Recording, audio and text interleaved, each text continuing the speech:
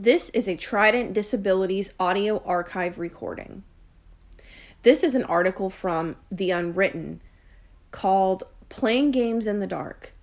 One blind gamer reviews accessibility features. Written by Chad Booten. Read by Laura Herbek.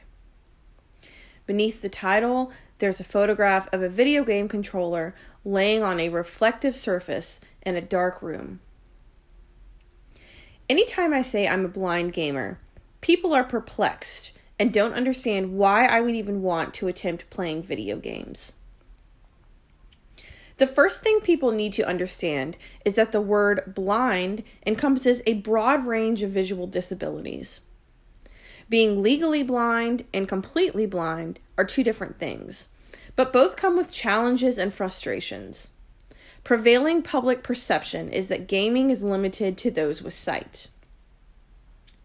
It's only within the last 6 years that the gaming industry has seen an increase in AAA games featuring accessibility options.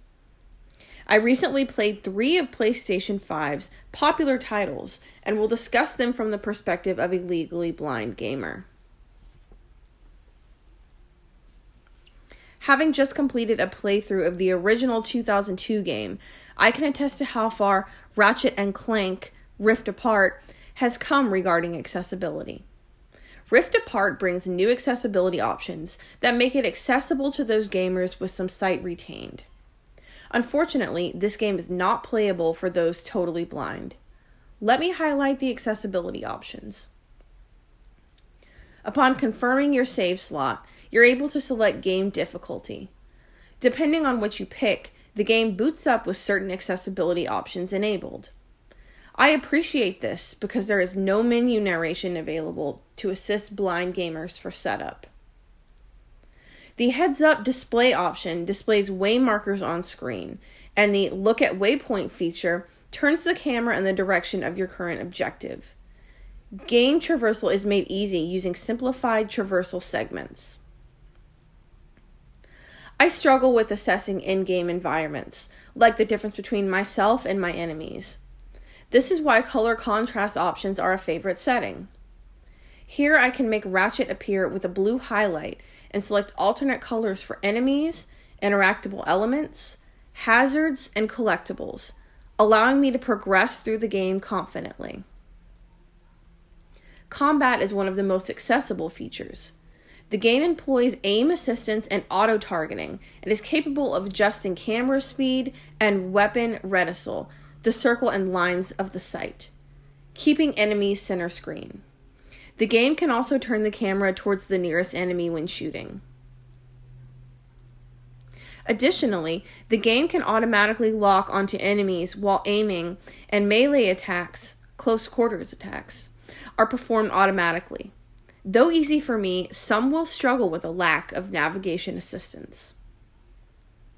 Out of all the games highlighted in this article, Marvel's Guardians of the Galaxy is the best at helping visually impaired players with game progression, using game dialogue.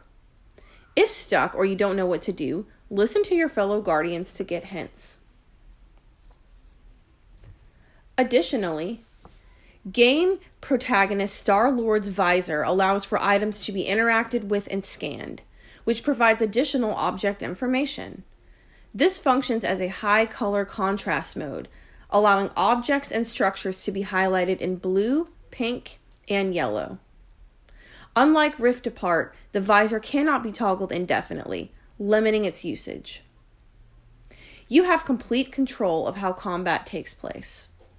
Whatever combat experience you're looking for, you have control to tailor the game to your style of play. I do want to highlight one feature of this game that is better than Rift Apart. While both bring impressive auto-aiming and targeting options, when destroying structures, Guardians of the Galaxy excels at targeting destructible elements. Far Cry 6 had the potential to be playable by any gamer regardless of their disability, and I was excited about the accessibility options, most notably menu narration. Sadly, from the moment I started using this setting, my excitement dwindled. The poorly optimized text-to-speech features were a letdown.